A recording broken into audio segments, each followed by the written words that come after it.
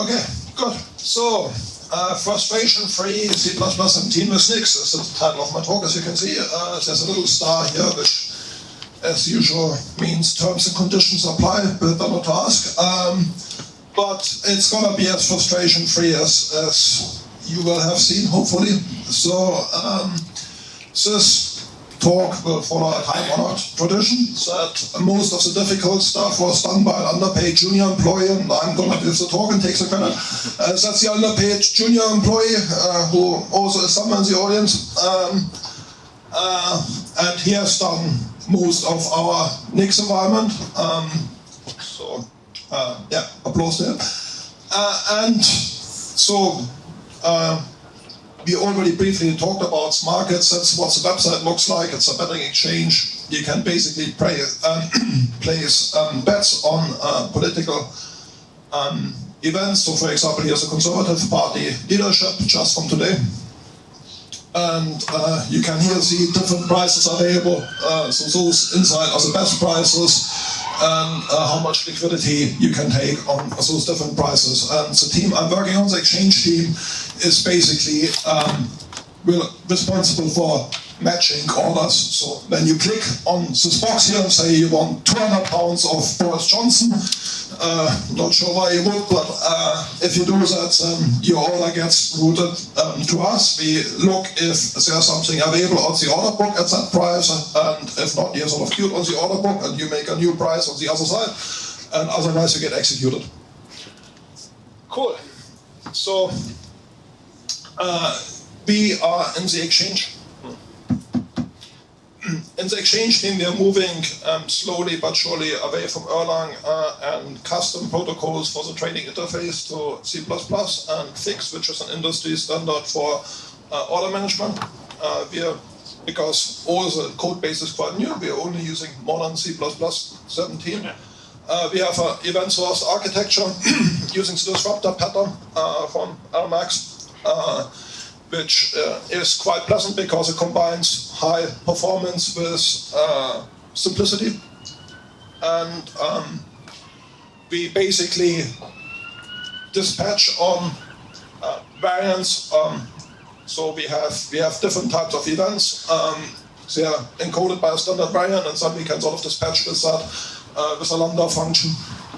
So it's basically sort of poor man's pattern matching in Haskell.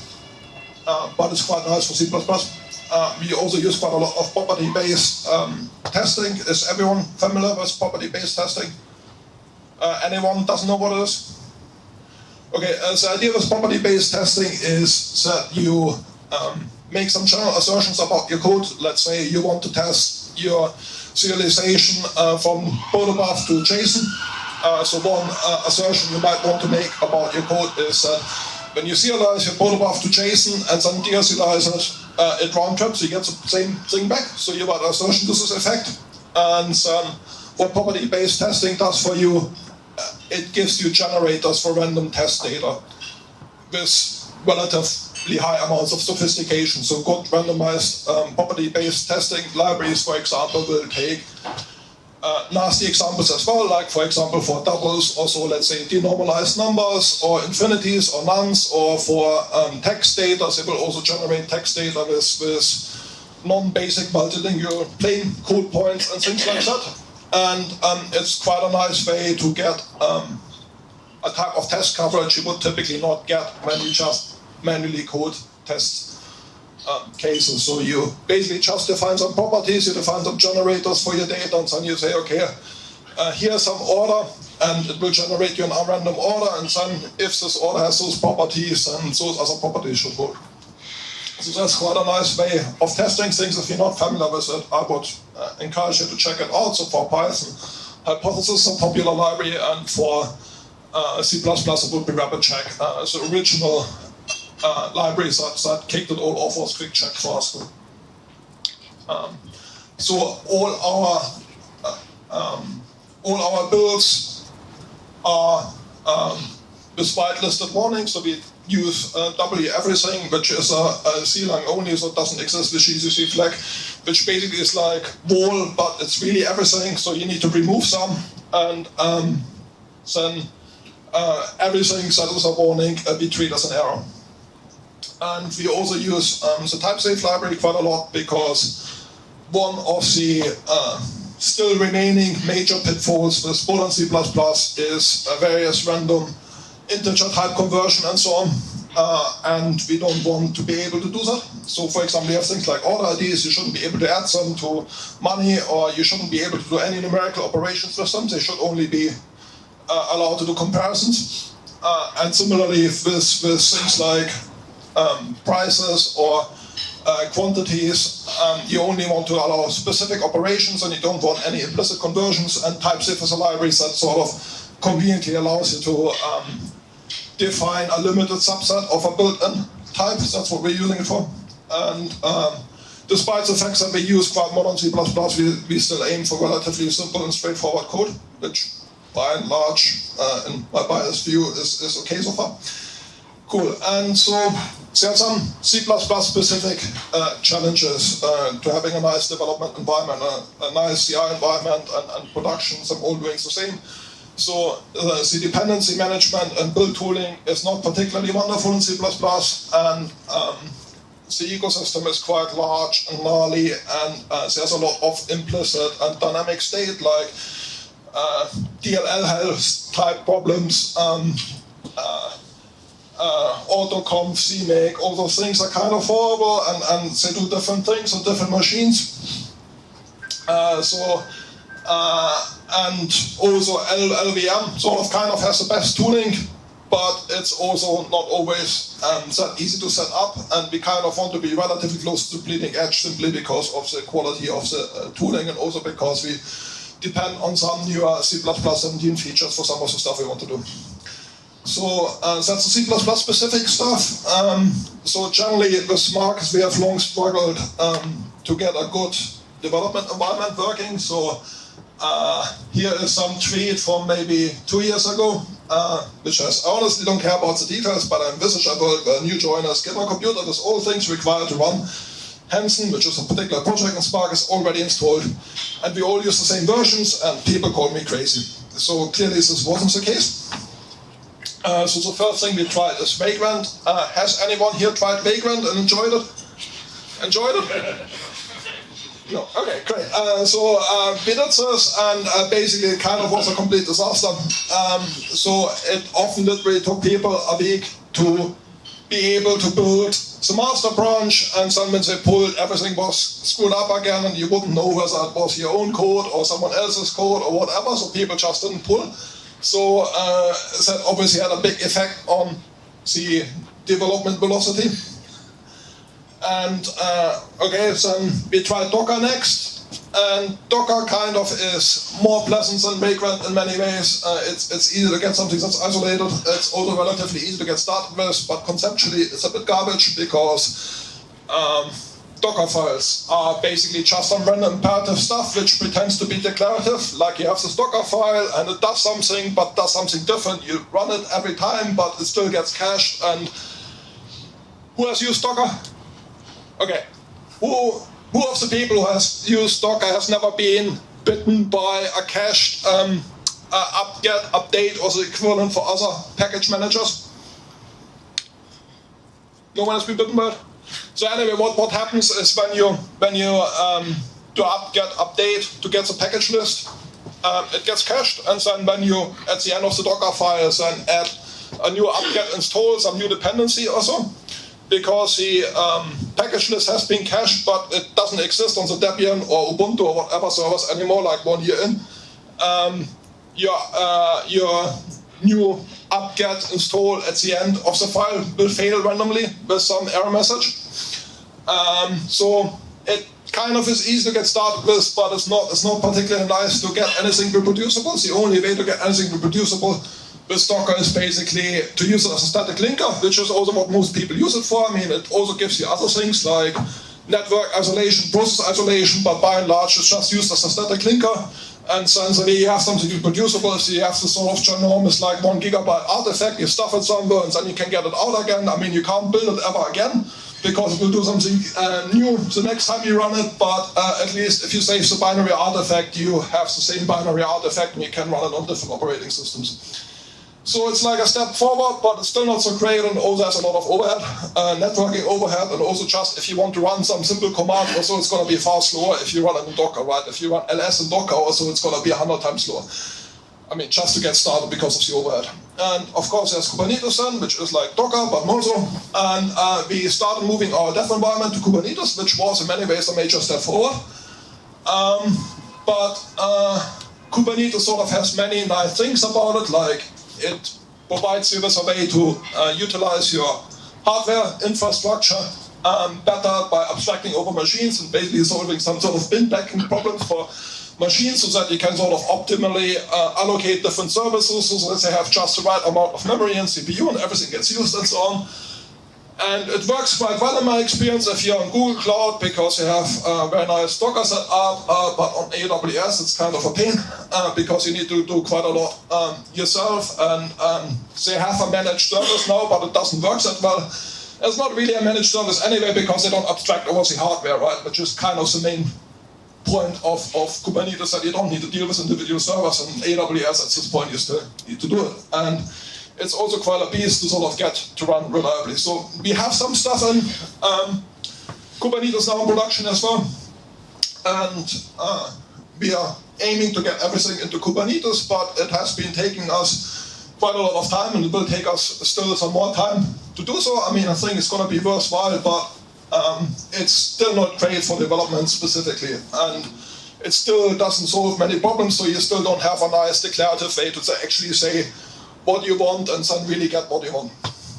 And so we were looking at Nix, and Nix basically has the distinguishing characteristic that it's not garbage, which basically everything else in the space is. So it's basically the only build systems come package manager or so that is sound in a sort of principled way, because one easy way to tell whether your build system or package manager also sucks or doesn't is if there's some like clean command. If there's some clean command, something kind of is wrong.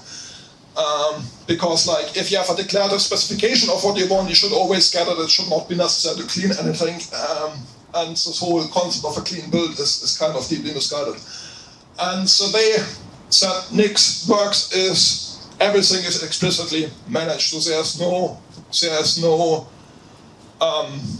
random implicit state. I mean, if you think about all the progress we've made in computing and programming, a lot of that is you started out with some sort of completely global morass of everything. Like in BASIC, literally everything is global. You sort of poke random memory locations, and there's just a single space for everything. And by and large, we learned that it's nice to compartmentalize things, to modularize them, and so on. If you look at your operating system, it has none of those things.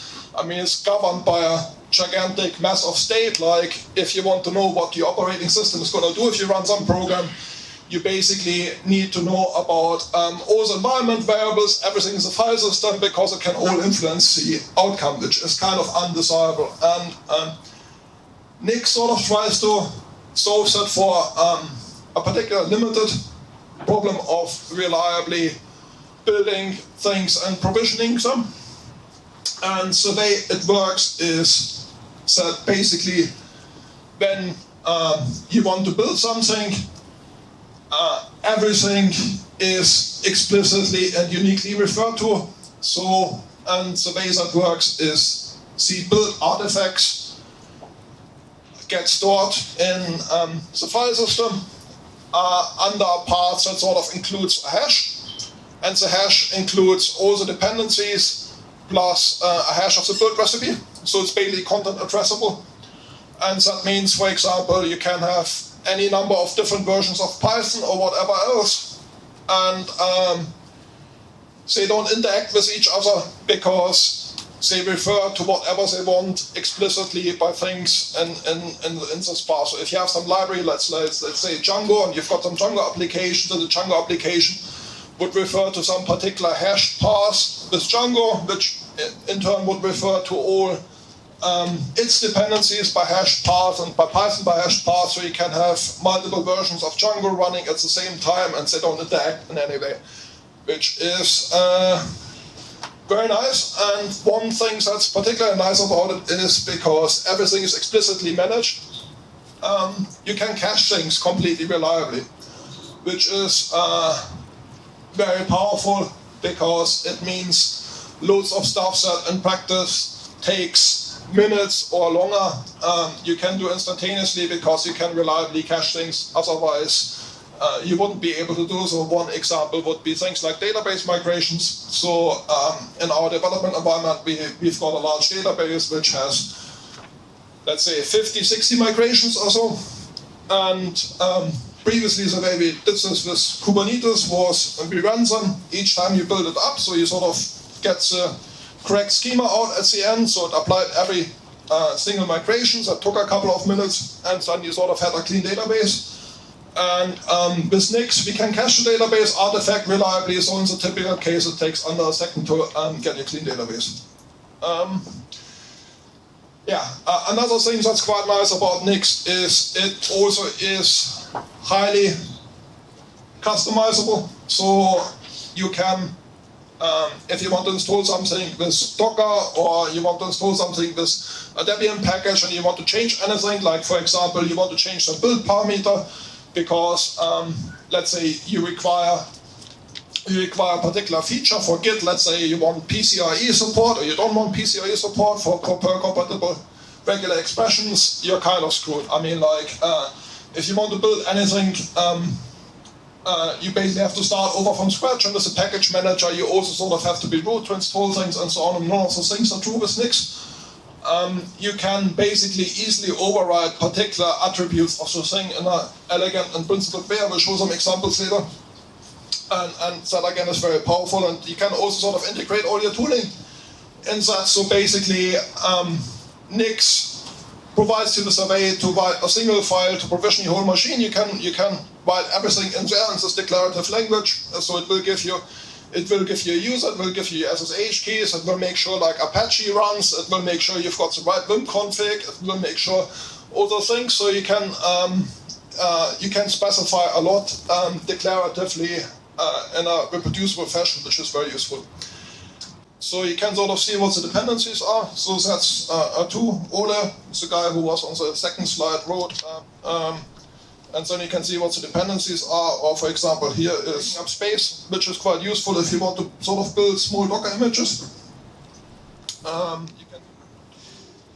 So this is what it looks like. I mean, I don't want to go into too much detail about how the language works, but basically, it is a lazy, dynamically typed functional language. So it's pure.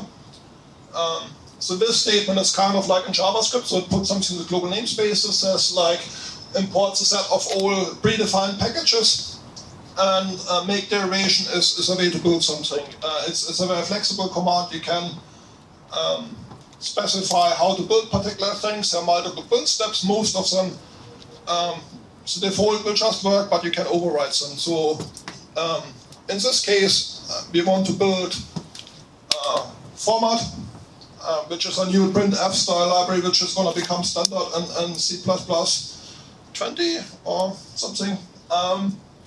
And so what you need to provide is you tell it where to get it from GitHub, and you also need to tell it, in addition to the revision you want from GitHub, you also need to tell it the hash, because that way it's basically reproducible. It can ensure that when it downloads the thing, it really has the correct thing, and that basically makes it more or less a pure function. And you know that you will always build the same thing. And then, because there already is some pre-existing functionality to build CMake or Make or Maven or whatever build-based packages, we don't really need to tell it how to build. We just need to say, okay, we have CMake as a dependency, and then it figures it out on its own. And here's basically roughly what things look like. So if you have some Nix profiles, this is basically where your binary files are. So if you install something with Nix, it will put it in your home directory Nix profile bin and would put that on this path, and everything in your path will basically be just a link to some fully hashed name. Like for example, here's Nick store, and then there's a particular version of Git 2.0.0, and this here, this hash at the beginning is the hash of this version of Git, the build recipe, and all its transitive dependencies. So it's uniquely addressable by that. Okay, so I want to give a quick demo, which may or may not work, and what the demo will consist of is I want to show you how fast it is to spin up an environment with Nix. So I'm gonna make a new machine in AWS. So we've got some tooling for that command called make nodes, which basically just creates a new EC2 box. I will just run that quickly. 1 second.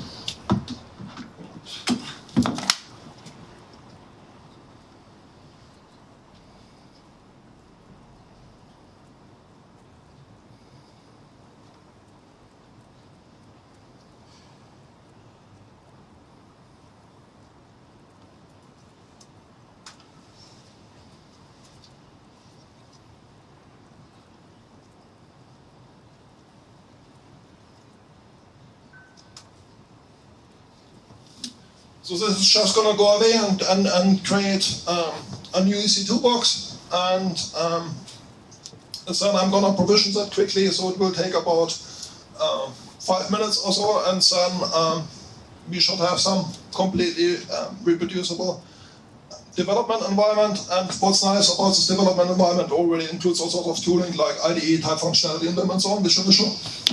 So, oops.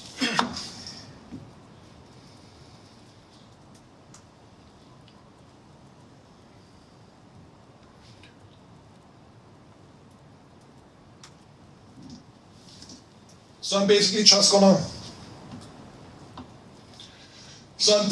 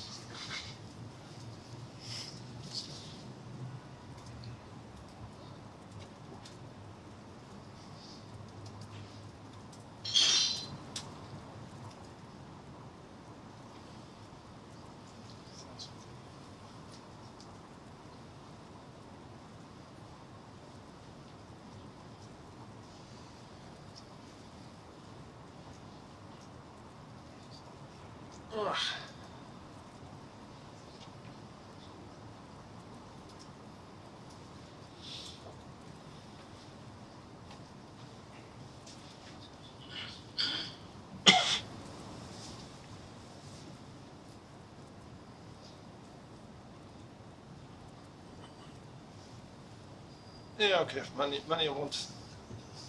Yeah, okay, good. So took some time for the box to come up.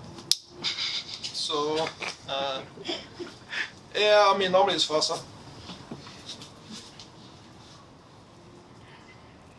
Okay, cool.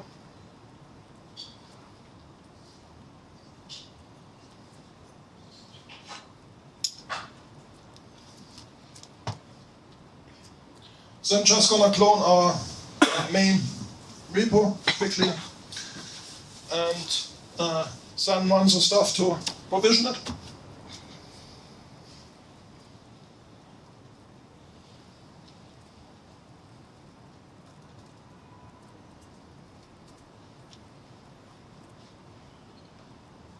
So this install script here will basically just install Nix.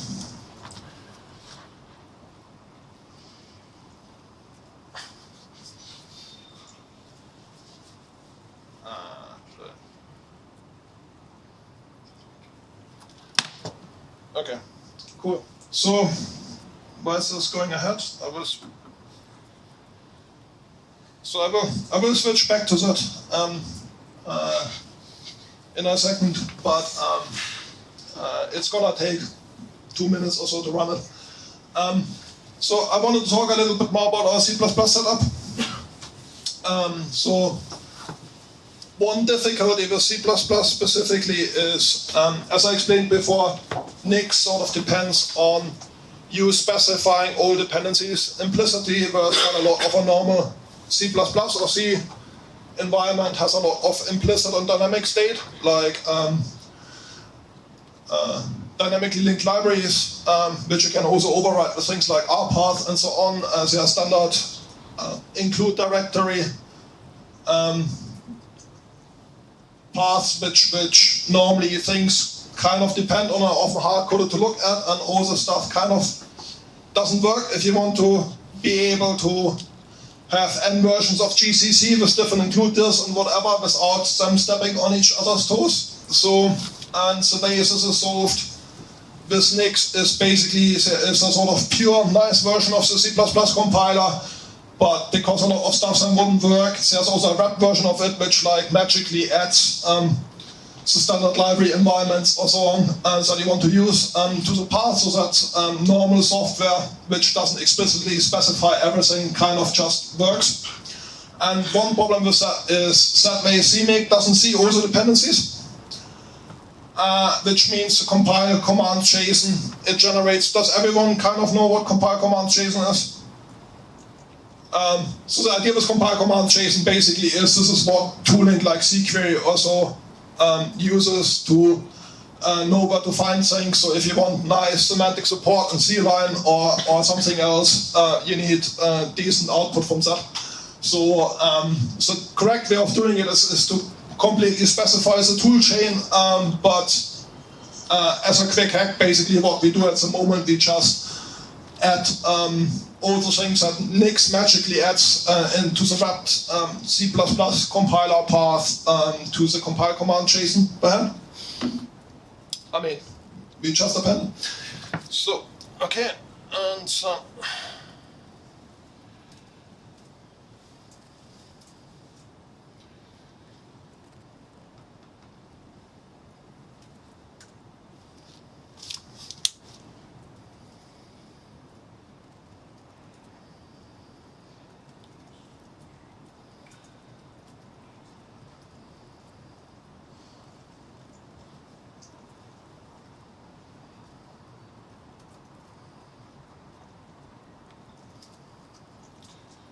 So this is now this new box.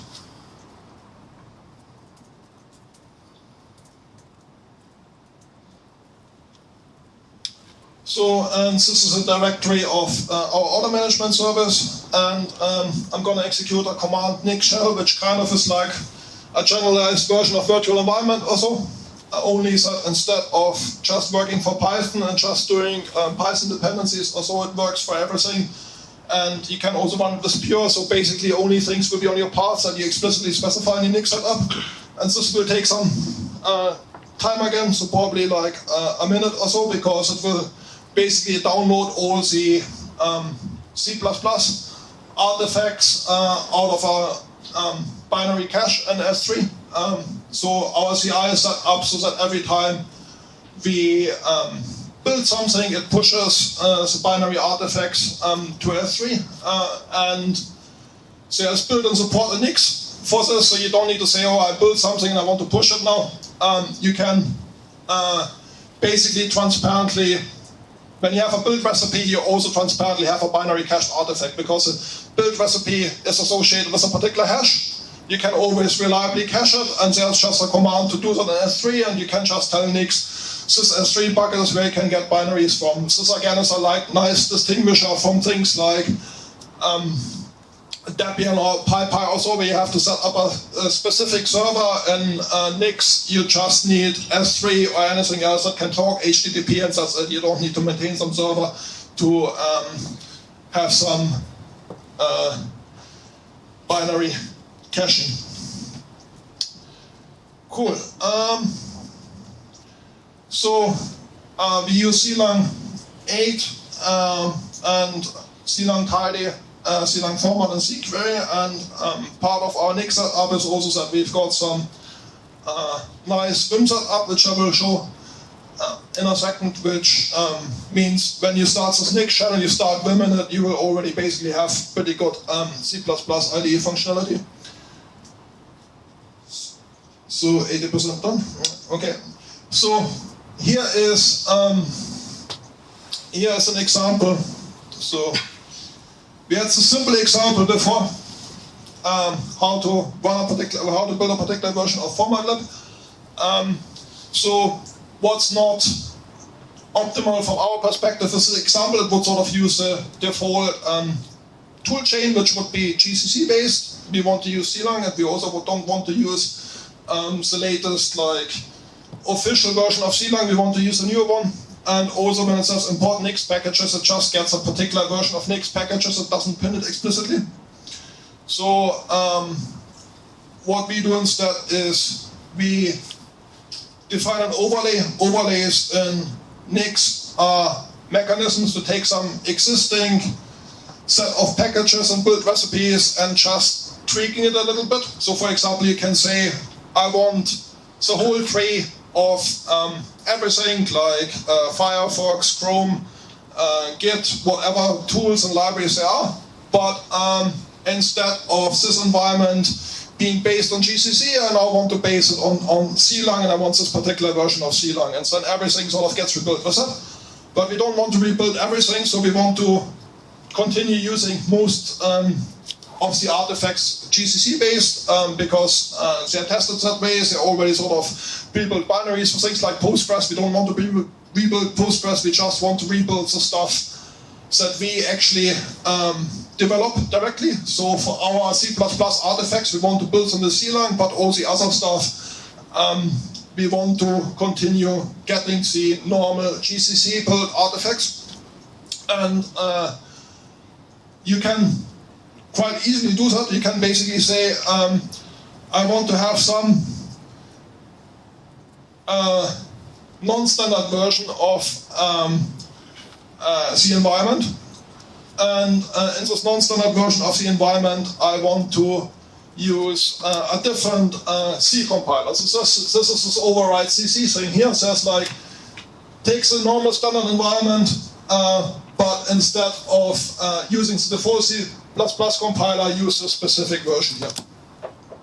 And we basically then have like the sort of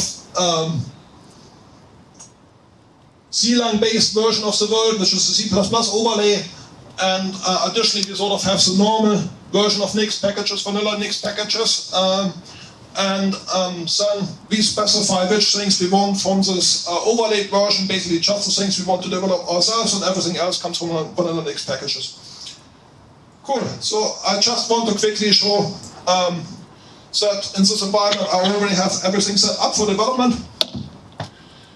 So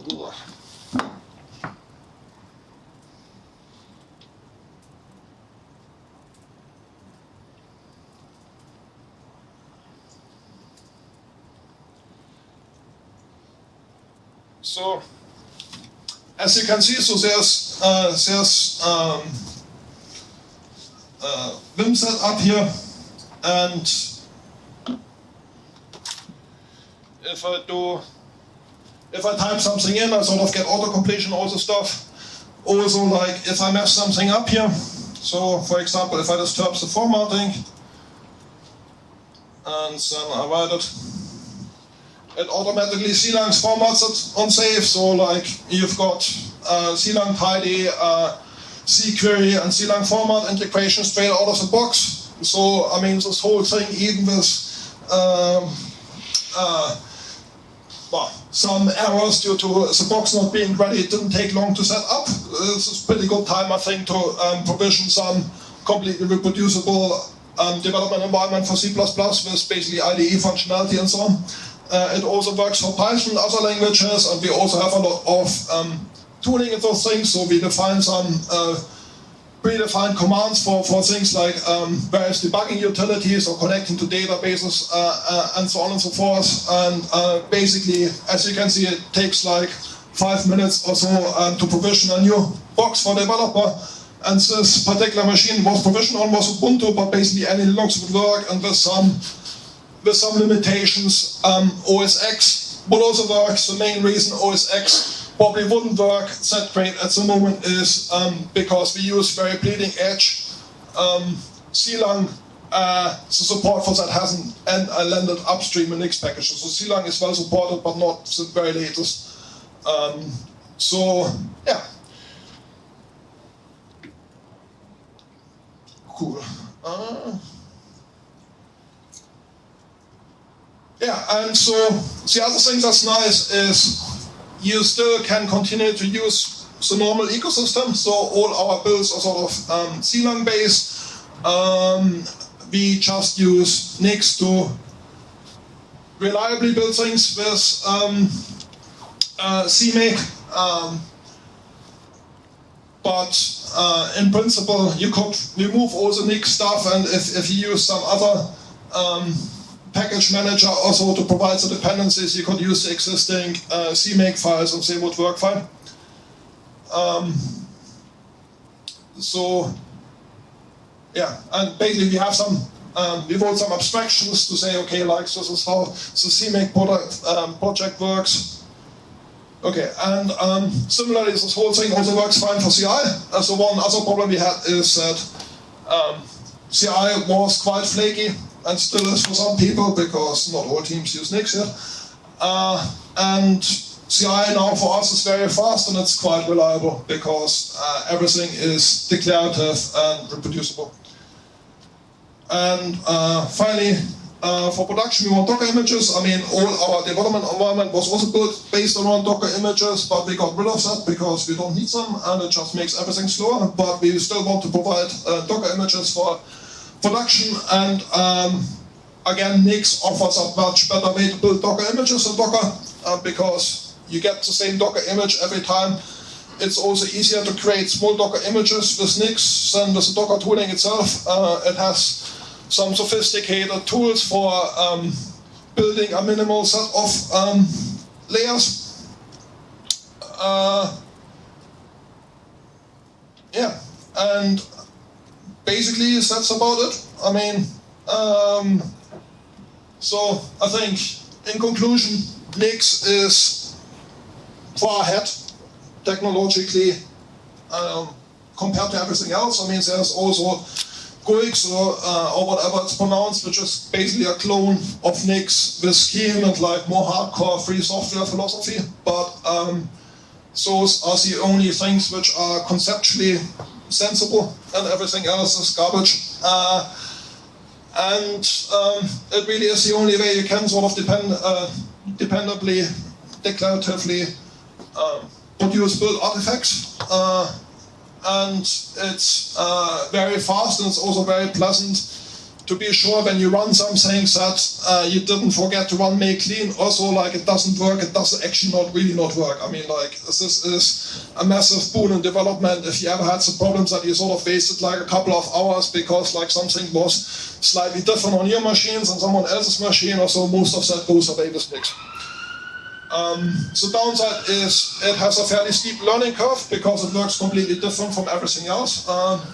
And that also means there are some sort of social acceptance challenge and so on. But despite that, I mean, for our team, definitely it was worth it. I mean, like, previous experience with sort of managing C++ development environments or development environments in general was far less pleasant than what we have at the moment. So, yeah. Any questions? Yep. Okay, so how big is your... Sure. Oh, the red low? The light is... If it doesn't work, try this one. It should work, yes. Okay. Yeah, this one works. Yeah, so, okay, how big is your team, and how big is the code? How many dependencies? Just those statistics. Okay. So we can kind of Sure. gauge. So,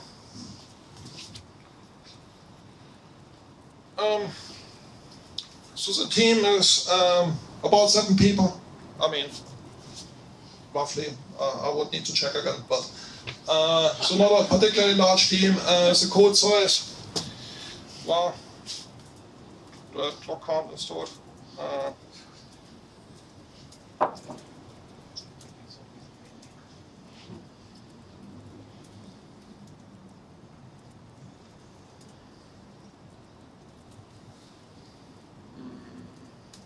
Okay.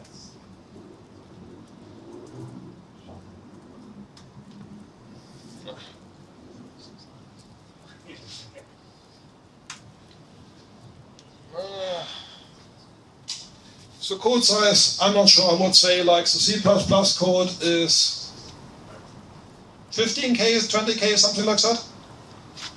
Erlang code, you can try typing nix env install clock count or something.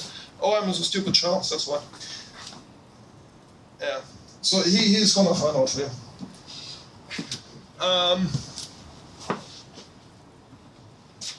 So my guess would be something in the 100,000s of lines. Yeah. Well, that's a pretty decent guess. Does it make it smaller?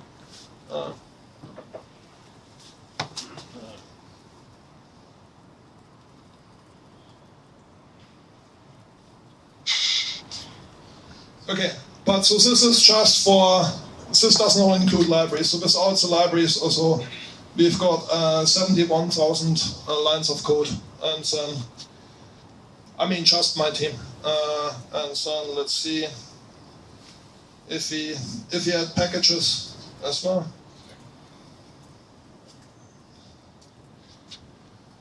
Yeah, so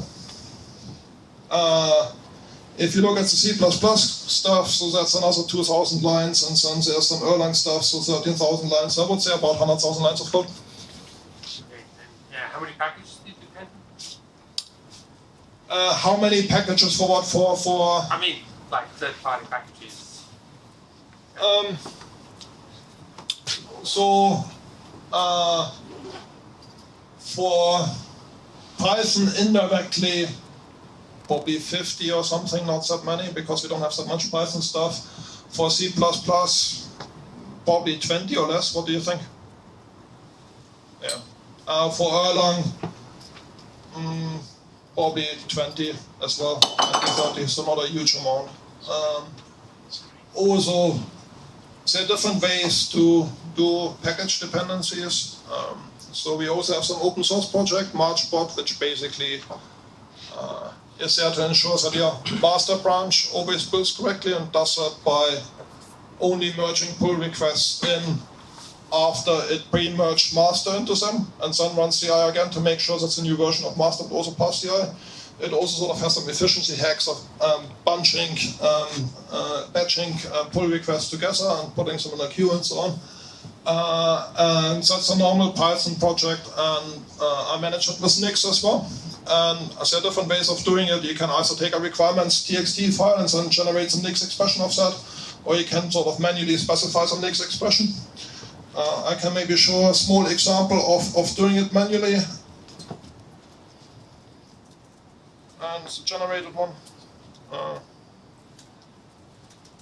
Oops.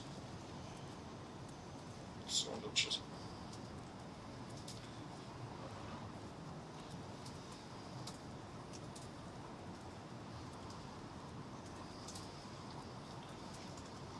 So here,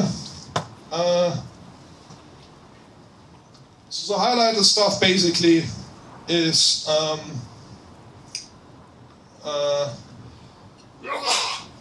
here. So that's a small Python package which we use for some consistency checking of various services, that they all have a consistent set of data, and that only has like 3 direct dependencies, so we can directly get them from Nix packages. And then in the case that we have a development environment, we also add some additional stuff, like we add Black and Python language server. So when I open them here again, I will have syntactic support for Python, code completion, go to definition, all this stuff. And in this case, there's not much point in working with the requirements txt file because we don't have that many dependencies.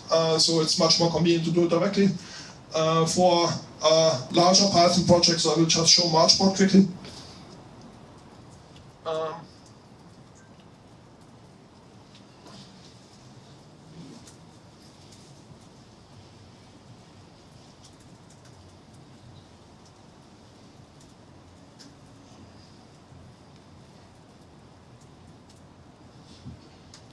So we've got this frozen requirements file here, and we generate a Nix expression from that. And you can kind of do the same with JavaScript as well, which is kind of important because, like, for example, our web team are things here Yarn log file is something like 1.5 megabyte, and they have like whatever, I think 1,000 transitive dependencies or so. So you don't want to manually specify the next stuff, but there's tooling for automatically generating Nix expressions based on existing packages. So you can basically set things up so that you can use both a sort of normal pip or npm-centric development workflow and still have Nix around the whole thing. Thanks. Any other questions?